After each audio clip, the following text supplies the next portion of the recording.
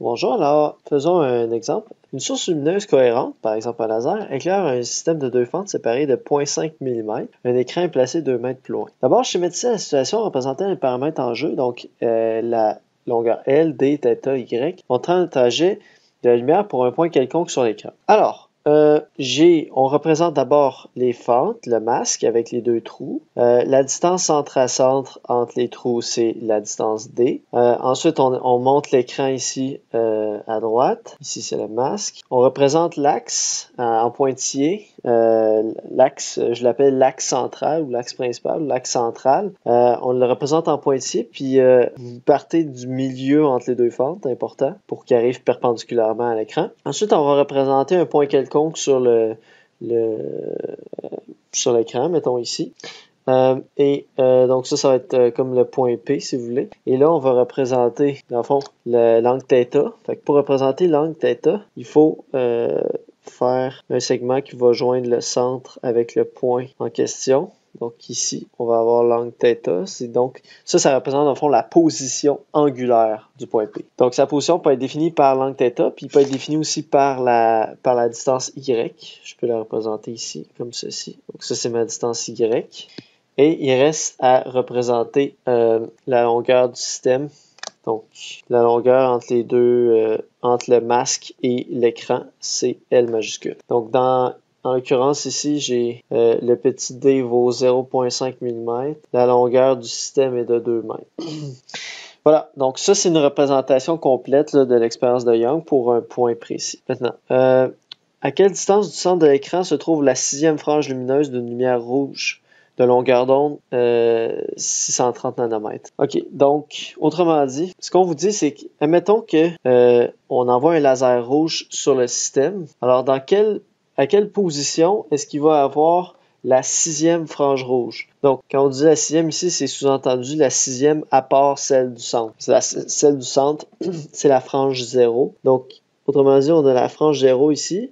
Ensuite, on a 1, 2, 3, 4, 5, 6. Donc, la 6e frange brillante se trouve au point P.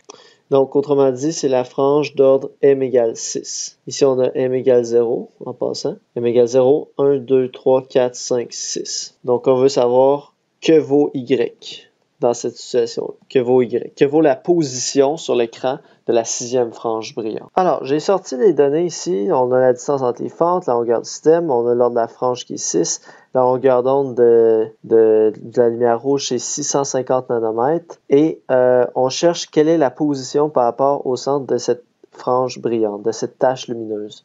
Donc, ici, évidemment, le mot-clé, c'est quand on dit frange brillante, ça vous dit quoi? Ça vous dit interférence constructive. Ça, c'est évidemment la première clé.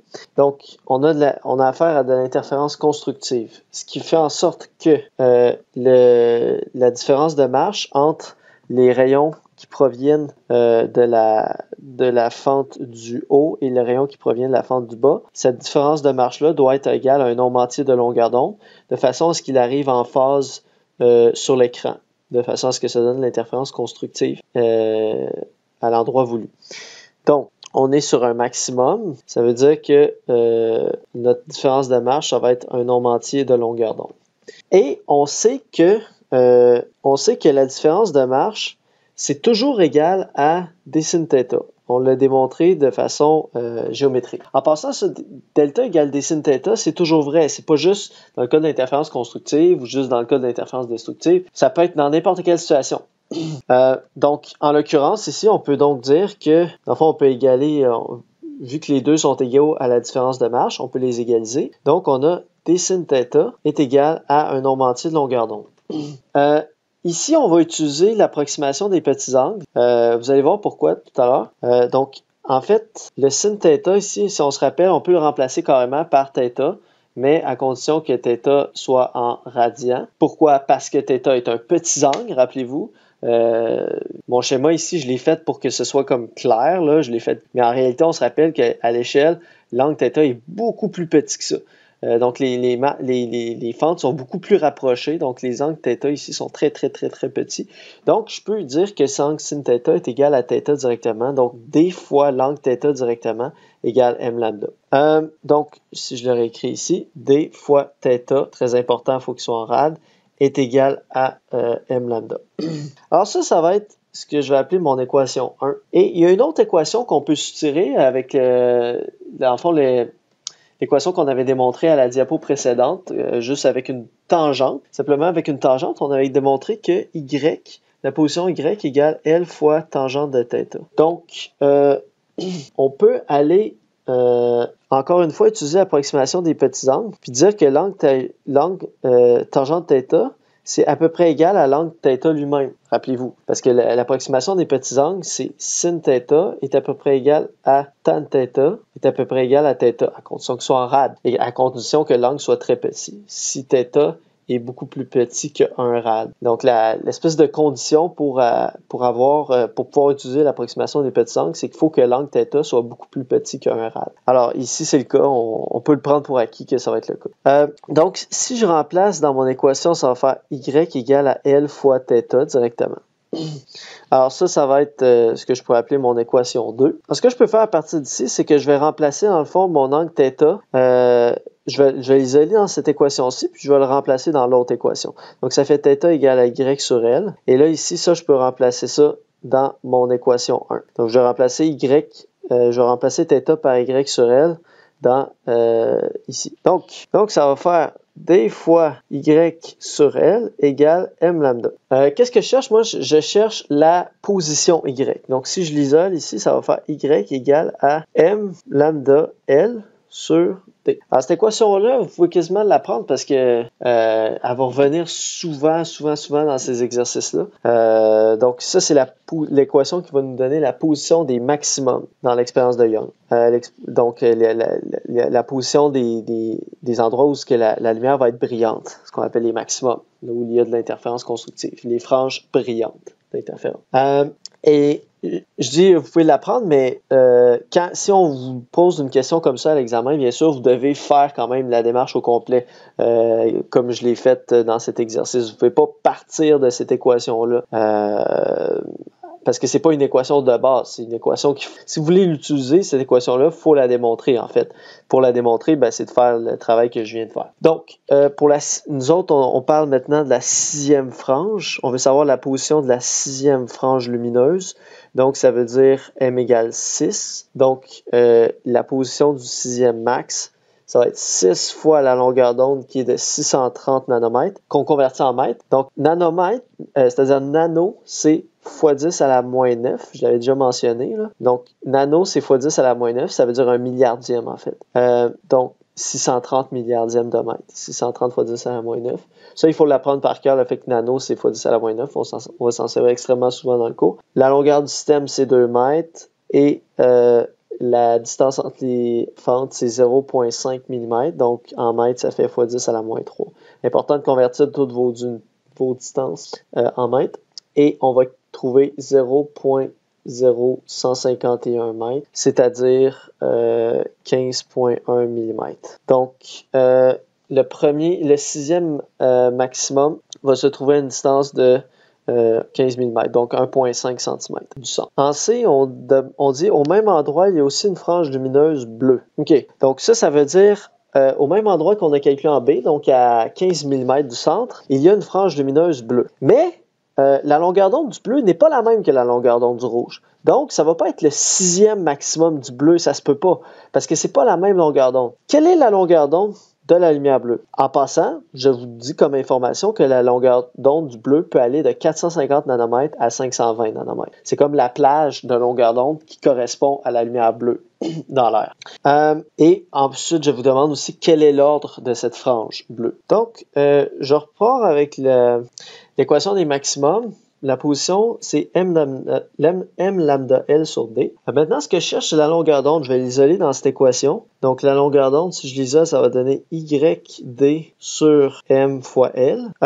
Donc, là, l'affaire, c'est que j'ai comme deux inconnus parce que la longueur d'onde est inconnue, mais l'ordre est inconnu aussi. Fait que ce que je vais faire, c'est que je vais faire tout le calcul, mais je vais juste garder M comme une variable. Vous voyez ce que ça va donner? On va avoir la position, ça, elle est connue. C'est la même position que ce qu'on a calculé en B. Donc, on a 15,1 mm fois la distance entre les fentes qui est 0,5 fois 10 moins 3 mètres. En passant, la distance entre les fentes, je vais l'appeler la distance interfente. La distance interfente, la distance D minuscule. Divisé par M, qu'on connaît pas, on sait pas c'est quoi l'ordre de cette frange-là, puis on sait que le système mesure 2 mètres. Si on fait ce calcul-là, on va avoir, dans le fond, faisons le calcul au complet à part le M. Ça fait 15,1 fois 10,3 fois 0,5 fois 10,3 divisé par 2. Ça va donner 3775 fois 10 moins 9 mètres sur M. Je l'ai mis en fois 10 moins 9 parce que dans le fond, c'est des nanomètres. Fait qu'autrement dit, c'est comme 3775 nanomètres sur M. Ça, c'est la longueur d'onde pour un maximum d'ordre M. Donc, pour le bleu. Mais là, l'affaire, c'est que on ne sait pas c'est quoi la valeur du M. Mais on a comme un domaine un domaine possible de longueur d'onde. Donc, autrement dit, ça peut pas, la longueur d'onde ne pourrait pas être, mettons, 10 nanomètres. Parce que là, on ne serait pas dans la plage de longueur d'onde du bleu. Donc, dans le problème, on nous dit que le bleu, c'est entre 450 et 520. Fait qu'il faut trouver une longueur d'onde qui va être dans cet intervalle-là. Fait qu'une façon de faire, on peut y aller de façon itérative, puis mettre, mettons, M égale 1, puis là, on trouve M égale 1, puis là, on trouve que la longueur d'onde va être 3775 nanomètres. Puis là, on voit que c'est trop élevé, donc ça concorde pas, puis là, on continue. On fait M égale 2, on trouve une longueur d'onde, ça va donner 3775 divisé par 2, puis ça va être encore trop élevé. C'est-à-dire que ça va toujours être trop élevé par rapport à la plage de longueur d'onde du bleu, qui est au maximum 520 nanomètres. Puis là, on y va comme ça de façon itérative jusqu'à temps d'en trouver une longueur d'onde qui correspond, qui entre dans l'intervalle. Une première façon d'y aller, de façon itérative, essai-erreur.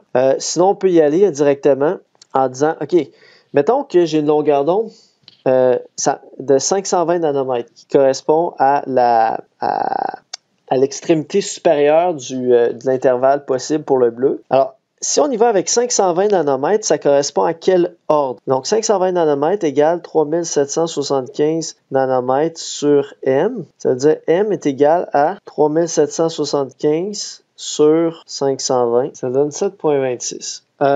On n'a pas encore une réponse. Là, maintenant, on va faire l'autre extrême de l'intervalle possible du bleu. Donc, au minimum, l'intervalle, le minimum de longueur d'onde du bleu, c'est 450 nanomètres. Évidemment, ces valeurs-là sont arrondies. Là. Donc, 450 nanomètres égale 3775 nanomètres sur M. Ça voudrait dire que M est égal à. Donc, ici, on obtient 8,39. OK, là, on n'a pas encore terminé parce que M ne peut pas valoir 7,26. Il ne peut pas non plus valoir 8,39. Okay? M doit forcément être un entier. Donc, là, dans le fond, on a testé les deux extrémités de l'intervalle. Ça veut dire que, dans le fond, on a trouvé les deux extrémités possibles pour le M. Il faut que le M soit compris entre 7,26 et 8,39. Fait que, quel entier, mais M doit être un entier. Donc, quel entier est compris entre 7,26 et 8,39? 8, c'est le seul. Okay?